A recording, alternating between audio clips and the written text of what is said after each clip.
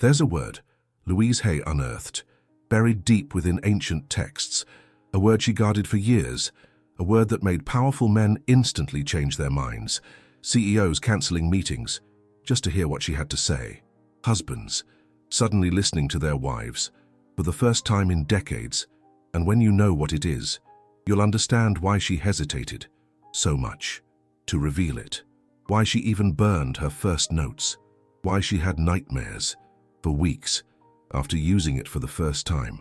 Because this word isn't just a word, it's a golden key, an ancestral frequency that awakens something deep within the male brain, something modern science is now proving, but our ancestors knew thousands of years ago. Have you ever wondered why some women get what they want so easily? Why they enter a room and everyone stops to listen? Why powerful men bend to certain female voices? It's not luck, it's not beauty, it's not charm, it's knowledge of a specific frequency, vibrating at the exact tone of ancestral feminine authority. Louise Hay discovered this jib by accident. In 1982, 3 years before writing Heal Your Body, she was researching ancient texts on voice healing. It was a difficult time in her life. Her ex-husband had left deep scars on her self-esteem. She felt small, invisible, voiceless, and it was in this moment of vulnerability that she found something extraordinary. In a library in Santa Monica, sifting through ancient Egyptian medical manuscripts, her fingers stopped on a specific page. The paper was yellowed with age. The words, written in hieroglyphs, she could barely decipher, but there was a handwritten translation in the margin, a note from some previous researcher, and when Louise read those words, something inside her shuddered. It was a text about the golden voice of the goddess, a technique Egyptian priestesses used to influence the decisions of pharaohs, not through manipulation, but through the activation of a natural frequency of feminine command. Louise was fascinated, but also terrified, because the text came with a warning in red lettering that said, "This word awakens what cannot be awakened lightly. Use only those who understand the weight of responsibility." That night, alone in her apartment, Louise tested the word out for the first time. She spoke to the mirror, felt a strange vibration in her throat, as if something ancient had awakened within her, as if 1,000 voices of ancestral women had whispered along with her. The mirror fogged up, and for a few seconds, she swore she saw a different reflection, looking back at her, stronger, more confident, with eyes that carried centuries of wisdom. And the next morning, her life began to change, and almost supernaturally. Her landlord, and who had refused repairs for months, showed up at her doors with a repair crew, without her asking. "I dreamt of you last night," he said, confused. "I felt I needed to come here." The bank manager, who always treated her with disdain, began to greet her by name and offered a loan with lower interest. "Because you seem like a trustworthy person." Strangers in the street offered help spontaneously. Men opened doors, women smiled, children waved. It was as if an invisible aura of authority had awakened around her, but Louise was scared, because she felt she had messed with something bigger than herself, something her ancestors mastered, but that our modern society had completely forgotten. That's why she kept it a secret for 3 whole years, until science knocked on her door. In 1985, a team of neuroscientists from UCLA contacted Louise. They had read her early work on affirmations and wanted to study how certain words affect brainwaves. Louise agreed to participate, but on one condition: she could test her secret word. What happened in that laboratory changed everything science knew about vocal influence. When Louise uttered the special word, connected to the electrodes, something extraordinary appeared on the monitors. Her voice produced a frequency of 528 Hz, the same frequency that scientists call the frequency of love, the same frequency that makes DNA reorganize, the same frequency that awakens states of deep receptivity in the human brain. But there was something more, something the scientists didn't expect, something that made them repeat the experiment 17 times. The frequency wasn't just produced by the word itself, it was produced by the intention behind the word, by the ancestral energy Louise had learned to channel. by the connection to a feminine wisdom that transcends generations. Dr. Michael Chen, the lead neuroscientist on the research, later said in an interview, "In 30 years of my career, I've never seen brainwaves react this way. It was as if the brain recognized a primordial language." The researchers were perplexed. In the recordings, they could see brainwaves synchronizing in real time. They could measure the release of oxytocin, the hormone of trust, increasing by 340% in the first 10 seconds. They could document altered states of consciousness in listeners that lasted up to 48 hours after hearing the word. It was as if Louise had rediscovered an ancestral technology of communication, a technology that our great-grandmothers knew intuitively, that indigenous. Women still preserve in their rituals that the great female leaders of history used without even knowing they were using it. That's why Cleopatra could bend Roman emperors. When she spoke, eyewitnesses of the time described a voice that made the air vibrate differently. That's why Joan of Arc convinced a king to give her an army. Soldiers reported that when she spoke about her mission, it was impossible to doubt. That's why certain women seem to have an inexplicable magnetism. They knew the word, or rather, they knew the frequency behind the word. And you know what's most fascinating?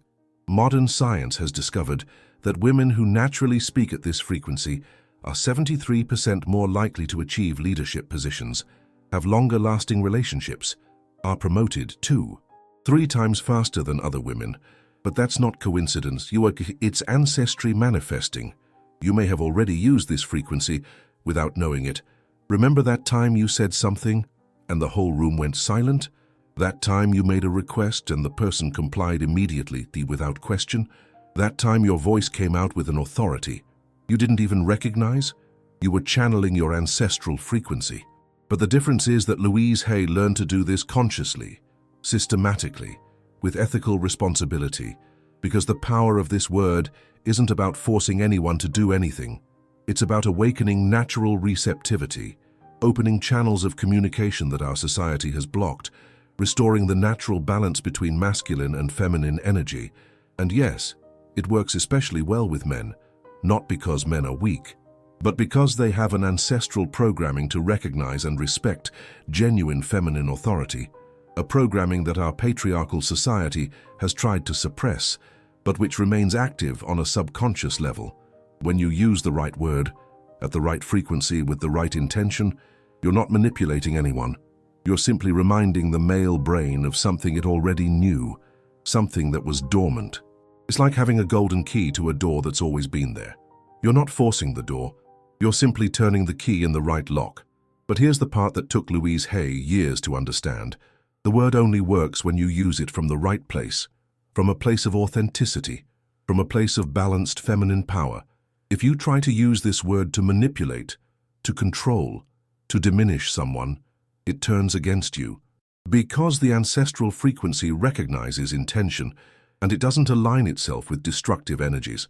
That's why Louise Hay hesitated so much to share this knowledge, because she knew that in the wrong hands, with the wrong intentions, the word would lose its power, or worse, create resistance. But after decades of studying, testing, refining, Louise Hay finally discovered how to teach this responsibly, and her method is brilliant. She doesn't just teach the word, she teaches the state of consciousness behind the word, the energetic alignment that makes the word effective, the connection with the ancestral feminine wisdom that gives real power to the voice. Because you need to understand, this isn't some cheap manipulation technique, it's a reconnection with your true feminine nature, with the power that has always been rightfully yours, with the natural authority that our society has tried to steal from you. And when you access that place, when you speak from that frequency, something magical happens. Men don't obey because they're forced. They obey because they finally hear a voice that resonates with something deep inside them, a voice that awakens the best in them, a voice that invites them to be better men. That's what Louise Hay discovered in those ancient texts, not a word of domination, but a word of mutual elevation, a word that restores the natural balance between masculine and feminine, that honors feminine power without diminishing masculine power, that creates harmony instead of conflict. And now that you know all this, Now that you understand the depth and responsibility behind this discovery, are you ready to know what the word is? Are you ready to learn not only how to pronounce it, but how to become the kind of woman who deserves access to this ancestral power?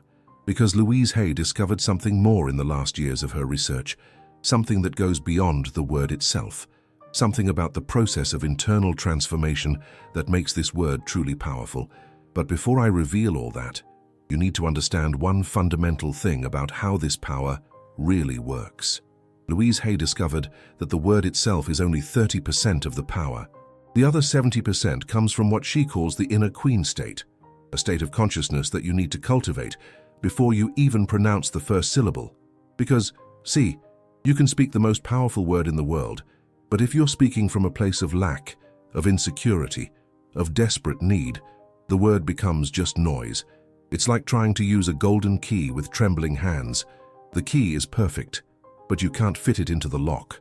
Louise Hay learned this the hardest way possible. In the first months after discovering the word, she used it compulsively, with the ex-husband who had hurt her, with the boss who disrespected her, with men she wanted to impress.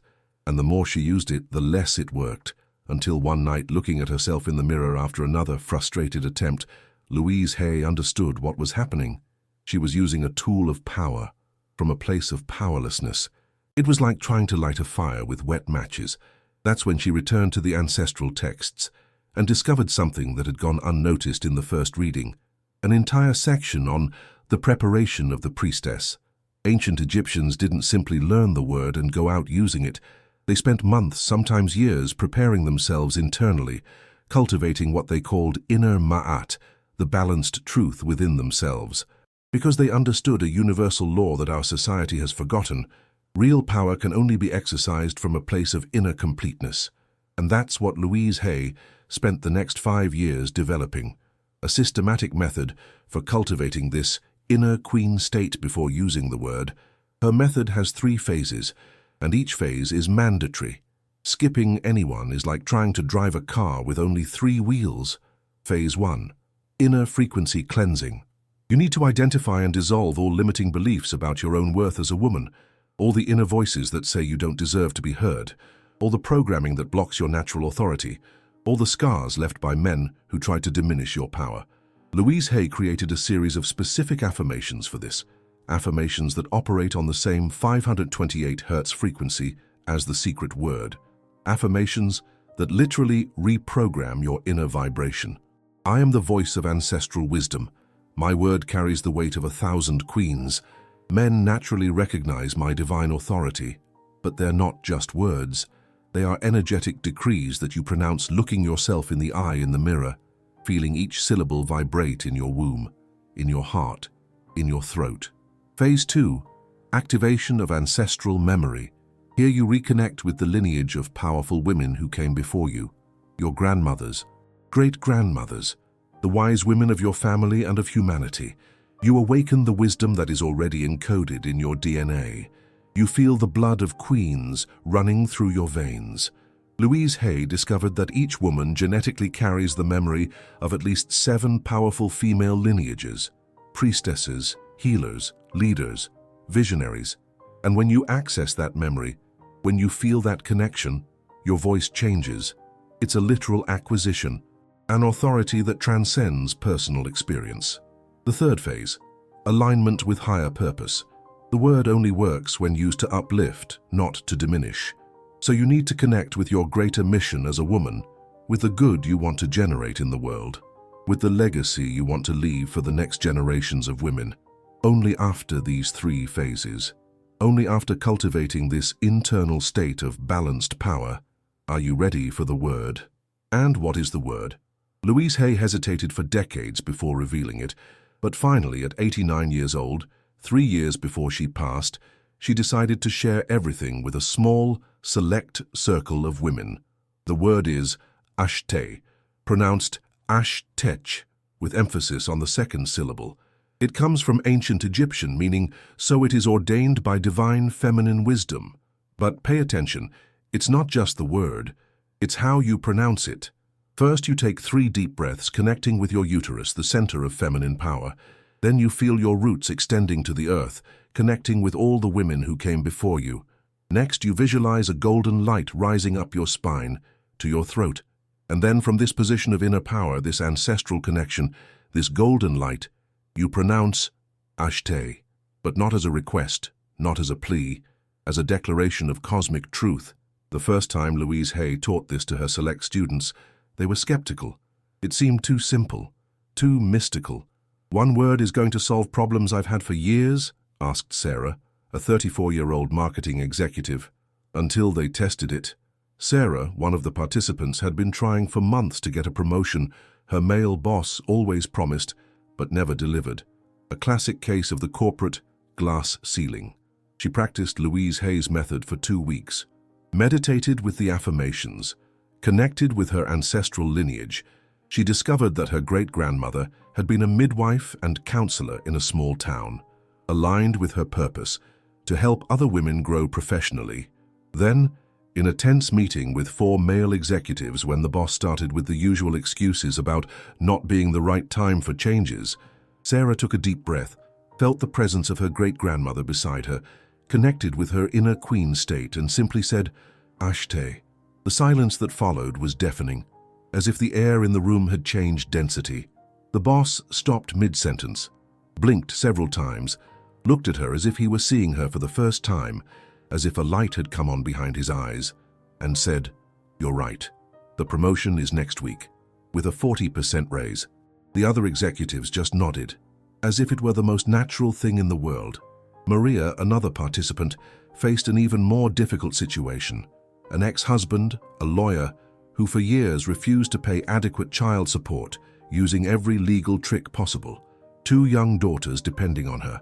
A legal process that had been dragging on for 3 years. After the training with Louise Hay, Maria went to his office, without a lawyer, without threats. She looked into his eyes, connected with the strength of all the mothers who came before her, and said, "Ashtay." He started to sweat, literally, beads of sweat on his forehead. I need to do the right thing," he mumbled. The following week, he came up with a settlement 300% better than the original proposal. Anna used it with her 16-year-old son, who had become impossible to handle. Drugs, failing grades, constant disrespect. A typical case of a lost teenager. One night, when he arrived drunk at 2 in the morning, instead of yelling as she always did, Anna took a deep breath, connected with all the wise mothers of humanity, and simply said, "Ashtay." He stopped, looked at her, and for the first time in months, he listened. He cried. He asked for help. "Mum, I don't know what's happening to me," he whispered. 6 months later, he was in college on a scholarship. But here's what Louise Hay discovered most fascinating. The word doesn't work through force. It works through recognition. When you pronounce Ashtay from your inner queen state, you are reminding the other person's brain of an ancestral truth, that there is a feminine wisdom that deserves respect, a natural authority that transcends social hierarchies. And the male brain, especially, has a deep programming to recognize and honor this authority. A programming that goes beyond culture, beyond education, a programming inscribed in the genetic code of the species. That's why it works even with men who consciously resist feminine power, because you're speaking directly to their subconscious, to the primitive part of the brain that still remembers when women were oracles, healers, spiritual leaders. But Louise Hay made sure to teach a fundamental rule. Never use Ashtay to harm someone. Never use it to feed your ego. Never use it from a place of revenge or manipulation, because if you do, the word turns against you. Louise Hay saw this happen. One of her students used Ashtay to publicly humiliate her ex-boyfriend. The following week, she lost her job, fought with her best friend, and had a series of problems that seemed to come out of nowhere. It wasn't cosmic punishment, it was energetic consequence. The 528 Hz frequency only remains when aligned with high intentions. When you try to use this frequency to harm, it misaligns and you lose connection with your ancestral power. It's like trying to play classical music on a detuned violin. The notes come out, but they don't create harmony. That's why Louise Hay developed what she calls the Queen's Test. Before using Ashtay, ask yourself, am I speaking as a wise queen who wants the best for everyone, or as a wounded child who wants revenge? If the answer is the second one, wait. Work on your inner healing first. Go back to the 3 phases of preparation. Because here's the deepest truth Louise Hay discovered. Ashtay doesn't give you power over others. It reconnects you with the power that has always been yours. The power of ancestral feminine wisdom. The power of intuition that sees beyond appearances. The power of compassion that heals while it commands. The power of truth that illuminates without burning. And when you reconnect with that power, when you speak from that frequency, the world around you begins to reorganize naturally. Not because you're forcing change, but because you're finally vibrating at your true frequency. And life responds to authenticity. The men around you don't obey you because they're forced. They respect you because they recognize real authority. They follow you because they trust your wisdom. They listen because your voice carries the frequency of truth. That's what Louise Hay meant when she whispered in her final months to her closest disciples, Ashtay isn't a command word. It's a word of remembrance. Remember who you always were.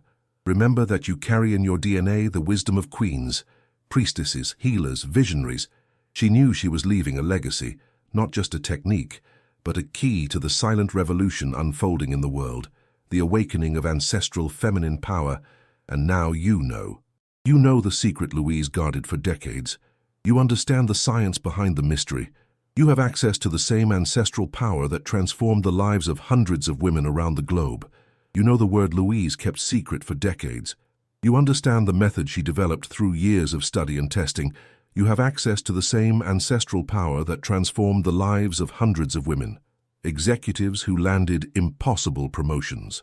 Mothers who reconnected with lost children. Wives who revitalized dead marriages. Daughters who finally earned the respect of absent fathers. But more importantly, you understand the sacred responsibility that comes with this knowledge. Because Ashtay isn't just a tool, it's a portal back to your true feminine nature, to the wisdom your ancestors carried in their blood, to the power that has always been yours by divine right, to the inherent authority that our society tried to steal, but could never completely erase. Use it wisely. Use it with love. Use it to uplift, not to diminish. Use it to heal, not to hurt. Use it to unite, not to separate. And always remember the final lesson Louise taught. You don't need permission to be a queen. You just need to remember how a queen behaves. You just need to connect with the lineage of power that runs through your veins. You just need to honor the wisdom your ancestors planted in your DNA. The golden key has always been in your hands. Louise just showed you where the lock is and showed you that the door was never truly locked. Now, take a deep breath. Connect with your inner strength. Feel the presence of all the powerful women who came before you. Turn the key, open the door, and allow your true nature to finally awaken. The world is waiting for your voice, for your wisdom, for your power, Ashtay.